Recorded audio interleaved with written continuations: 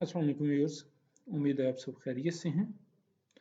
Our today's topic is nested loops.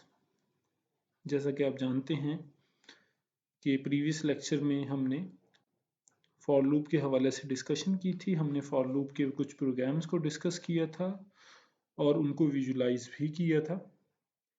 आज हम loop सी के हवाले से एक स्टेप फर्दर आगे मूव कर रहे हैं और नेक्स्ट टॉपिक नेस्टेड लूप के ऊपर बात करने जा रहे हैं। नेस्टिंग का मतलब होता है कि जब एक चीज़ के अंदर दूसरी चीज़ हो। अगर मैं इसको सिंपल वर्ड्स में कहूँ तो एक लूप के अंदर अगर एक और लूप को ऐड कर दिया जाए, यानी एक लूप के अंदर जो उसकी बॉडी है उसके अंदर एक और लूप डिफाइन कर दिया जाए, तो हम इसको कहते हैं कि अब ये हमारे पास नेस्टेड लूप बन गया है। यानी एक लूप के अंदर एक और लूप, तो उसमें अब एक लूप बाहर वाला बन जाएगा या जिसको हम आउटर लूप कहेंगे, जो कि फर्स्ट लूप होगा, और उसी लूप की बॉडी के अंदर एक दूसरा लूप आ जाएगा जिसको हम इनर लूप का नाम देंगे।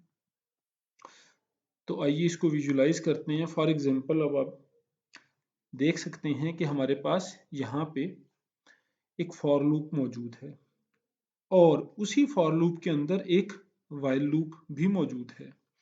तो अब यहाँ पे ये देखें, एक ग्रीन कलर का एरो हमें बता रहा है जो कि फॉर लूप का स्टार्टिंग और एंडिंग पॉइंट हाईलाइट कर रहा है। तो ये फॉर लूप हमारा आउटर लूप है, बाहर वाला लूप है। और इसी तरह जो हमारे पास वाइल लूप है जिसके ऊपर आपको रेड एरो नजर आ रहा है, जो कि वाइल लूप के पोर्शन को हाईलाइट कर रहा है या इंडिकेट कर रहा है, ये हमारे पास इनर लूप है। तो यहाँ पे हमारे पास फॉर लूप के अंदर एक वाइल लूप मौजूद है, तो it is a loop with in a loop. एक लूप के अंदर लूप मौजूद है, so it is a nested loop. यानी जो अंदर वाला लूप है, जो वाइल लूप है, वो नेस्टेड लूप है। अच्छा, यहाँ पे हमारे पास अगर हम फर्दर चाहें तो इस नेस्टिंग को और भी बढ़ा सकते हैं। अगर हम चाहें तो इस फॉर लूप के अंदर, चूंकि वाइल लूप मौजूद है, इस वाइल लूप के अंदर फिर से कोई वाइल लूप या फॉर लूप या डू वाइल लूप, कोई भी लूप एक और भी डिफाइन कर सकते हैं। तो वो वाला जो लूप, जो नया लूप हम वाइल लूप में डिफाइन करेंगे, उसकी नेस्टिंग एक लेवल और इंक्रीज कर जाएगी। ठीक है, तो जितना ज्यादा डीप लूप होता जाएगा एक लूप के अंदर लूप, तो उसका नेस्टिंग का लेवल उतना ही इंक्रीज होता जाएगा। खैर, ये टॉपिक इतना टफ नहीं है। अभी हम इसको चलते हैं और इसको with the help of example इसको डिस्कस करते हैं और विजुलाइज करते हैं। आई होप आपको बहुत अच्छे तरीके से समझ आ जाएगी। तो आइए चलते हैं। अब हम एक प्रोग्राम बनाते हैं जिसके अंदर हम नेस्टेड लूप्स को यूज करते हैं।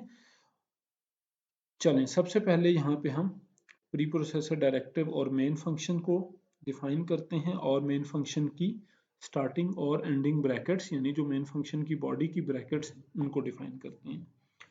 अब नेक्स्ट हम यहाँ पे वेरिएबल्स को इनिशियलाइज करते हैं। यहाँ पे हमारे पास दो वेरिएबल्स हैं, काउंट 1 और काउंट 2। अब ये हमने पहले तो हम एक ही वेरिएबल बनाते थे काउंट का। अभी हमने इस एग्जांपल में दो वेरिएबल्स बनाए हैं, काउंट 1 और काउंट 2। इनका क्या पर्पस है ये भी अभी हमें पता लग जाएगा। तो देखें जी, यहाँ पे हमारे पास एक फॉर लूप मौजूद है।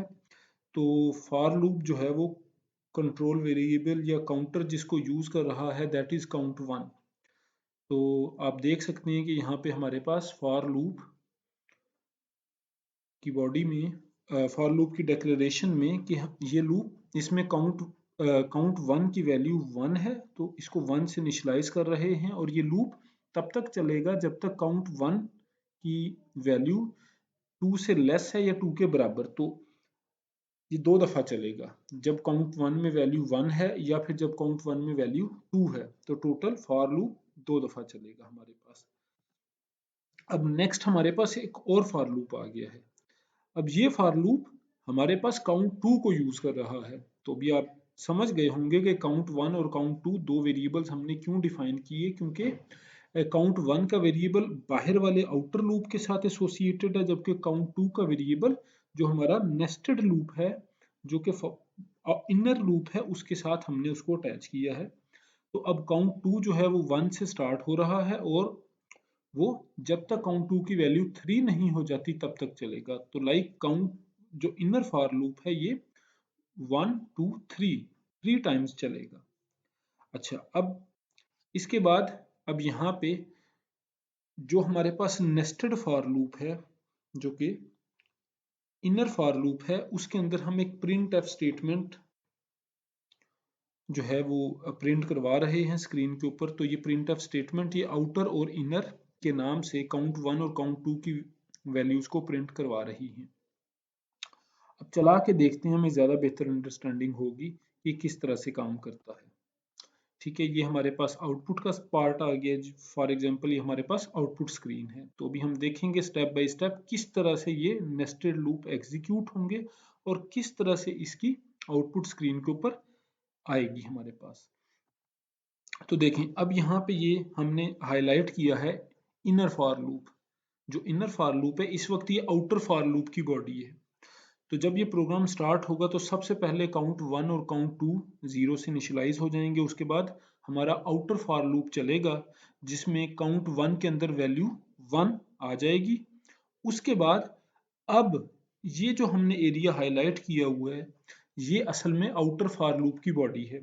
तो अब जैसे काउंट 1 आएगा, काउंट 1 जो है उसके अंदर वैल्यू 1 आ जाएगी। तो अब इसके बाद कंट्रोल शिफ्ट हो जाएगा हमारे पास इनर फॉर लूप के ऊपर। अब इनर फॉर लूप के अंदर आप देख सकते हैं कि ये फॉर लूप काउंट 2 के ऊपर डिपेंड करता है। तो काउंट 2 3 दफा चलेगा। पहली दफा जब हमारे पास काउंट 2 की वैल्यू 1 होगी, फिर काउंट 2 की वैल्यू 2 होगी और फिर काउंट 2 की वैल्यू 3 होगी।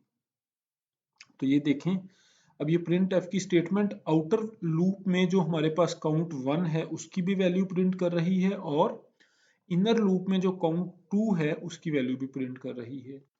तो देखें, अब फॉर लूप जो आउटर है, आउटर फॉर लूप में काउंट 1 की वैल्यू इस वक्त 1 है, लेकिन इनर फॉर लूप में काउंट 2 की वैल्यू भी 1 है। तो इसलिए हमारे पास आउटर और इनर दोनों में 1 प्रिंट हुआ है। तो ये अब इनर फॉर लूप एक दफा चल गया। तो अब काउंट 2 की वैल्यू हमारे पास इंक्रीज होके प्लस प्लस होके उसमें यूनिट 1 का इजाफा होगा। अब काउंट 2 की वैल्यू हमारे पास 2 हो गई है। तो अब ये जब इनर फॉर लूप दोबारा चलेगा तो स्क्रीन पे हमारे पास फिर से प्रिंट होगा। अभी देखें, बाहर वाले लूप में काउंट 1 में एक ही है, उसमें वैल्यू 1 ही मौजूद है, लेकिन जो अंदर वाला फॉर लूप है उसमें काउंट 2 की वैल्यू 2 हो गई है। अब एक वंस अगेन नेक्स्ट आइट्रेशन के ऊपर, नेक्स्ट राउंड के ऊपर अब काउंट 2 की वैल्यू 3 हो गई है। तो देखें, बाहर वाला जो काउंटर है काउंट 1 उसकी वैल्यू अभी भी 1 ही है, लेकिन अंदर वाला काउंटर जो हमारा है जो कि काउंट 2 है उसकी वैल्यू 3 हो गई है। तो इसकी कंडीशन भी यही है, जब तक काउंट 2 की वैल्यू 3 से लेस है या 3 के इक्वल है तब तक ये लूप चलेगा। जैसे ही वैल्यू 3 से इंक्रीज करेगी तो ये लूप स्टॉप हो जाएगा। तो अब क्योंकि काउंट 2 की वैल्यू 3 प्रिंट होके अब उसमें प्लस प्लस हो गया है, तो अब ये काउंट 2 की वैल्यू 4 हो गई है। ऑलराइट, तो अब ये लूप नहीं चलेगा। चल, अब ये देखें, अब ये कंट्रोल हमारा शिफ्ट हो गया है वापस आउटर लूप पे। देखें, अंदर वाला लूप 3 दफा चल चुका है, अब वापस कंट्रोल शिफ्ट हो गया है बाहर वाले लूप की तरफ जिसको आउटर लूप कहते हैं। तो काउंट 1 की वैल्यू पहले 1 थी, अब उसमें एक का इजाफा हुआ, अब काउंट 1 के अंदर वैल्यू 2 आ गई है। तो वैल्यू 2 आने के बाद अब दोबारा कंट्रोल शिफ्ट हो गया है अंदर वाले लूप की तरफ जो कि नेस्टेड लूप है, जिसको भी हमने हाईलाइट कर दिया। अब ये लूप दोबारा चलेगा और इसमें काउंट 2 दोबारा से 1 से इनिशियलाइज होगा और फिर से जब तक काउंट 2 की वैल्यू 3 क्रॉस नहीं करती तब तक फिर चलेगा। तो अब देखें, बाहर वाले काउंटर में, बाहर वाले लूप के काउंटर में वैल्यू 2 हो गई है, लेकिन अंदर वाले लूप के काउंटर में वैल्यू 1 है। एक दफा पहली दफा चलने पे, दूसरी दफा चलने पे उसकी वैल्यू 2 है और तीसरी दफा चलने पे उसकी वैल्यू 3 है। बाहर वाले की वैल्यू सेम है, अंदर वाले की वैल्यू चेंज हो रही है। तो अब अंदर वाला लूप जो नेस्टेड लूप है उसकी वैल्यू भी हमारी अब 3 से बढ़ गई है, तो ये लूप स्टॉप हो जाएगा। और बाहर वाले लूप की वैल्यू भी अब इस वक्त हमारे पास 2 क्रॉस कर जाएगी इंक्रीमेंट होने के बाद, तो ये लूप भी स्टॉप हो जाएगा। तो इस तरह से हमारे पास ये नेस्टेड लूप्स काम करते हैं, यानी बाहर वाले लूप की हर आइट्रेशन के ऊपर अंदर वाला लूप स्टार्ट से लेके एंड तक उतनी आइट्रेशंस चलाएगा। तो देखें यहाँ पे हमारे पास बाहर वाले लूप में उस पहली आइट्रेशन के ऊपर, उसके पहले राउंड के ऊपर अंदर वाला लूप 3 दफा चला, 3 टाइम्स, और इसी तरह बाहर वाले लूप की दूसरी आइट्रेशन के ऊपर फिर से इनर लूप 3 टाइम्स एग्जीक्यूट हुआ। तो total inner loop 6 time execute हुआ, जबकि outer loop just 2 times execute हुआ। आई होप आपको नेस्टेड फॉर लूप की वर्किंग का किसी न किसी हद तक आइडिया हो गया होगा। अच्छा, हमारे पास अभी जो हमने एग्जांपल डिस्कस की थी उसमें हमारे पास सिर्फ इनर लूप था और आउटर लूप था, लेकिन ऐसा जरूरी नहीं है। ऐसा भी हो सकता है कि जिस तरह ये आपके पास आउटर लूप है, ये आपके पास इनर लूप है, लेकिन जो इनर लूप है, इनर लूप के अंदर कोई और स्टेटमेंट्स भी हो सकती हैं। फॉर एग्जांपल ये देखें, व्हाइल लूप से पहले भी कोई इंस्ट्रक्शंस या स्टेटमेंट्स मौजूद हो सकती हैं। It depends upon the program logic. और ऐसा भी हो सकता है कि हो सकता है इस व्हाइल लूप के बाद, या जो नेस्टेड लूप है या इनर लूप है, उस लूप के बाद भी कोई एक्स्ट्रा स्टेटमेंट्स हो सकती हैं। तो अभी नेक्स्ट वीडियो में हम कुछ प्रोग्राम्स करेंगे जिनमें हम डायमंड पैटर्न्स और इस तरह के स्टार पैटर्न्स वगैरह को भी डिस्कस करेंगे। तो उनमें फिर इस तरह से नेस्टेड लूप का कॉन्सेप्ट आपका और भी बेहतर हो जाएगा। तो आई होप इस वीडियो में हमारा टारगेट था कि आपको नेस्टेड लूप की बेसिक वर्किंग जो है उसकी अंडरस्टैंडिंग मिल जाए। आई होप आपको समझ आ गई होगी। तो नेक्स्ट वीडियो में इंशाल्लाह हम नेस्टेड लूप की कुछ प्रोग्राम्स को डिस्कस करेंगे और वो वीडियो काफ़ी इंपॉर्टेंट होगी। आई होप आप you will stay tuned for that. चलें, ठीक है जी, see you, meet you again in the next video.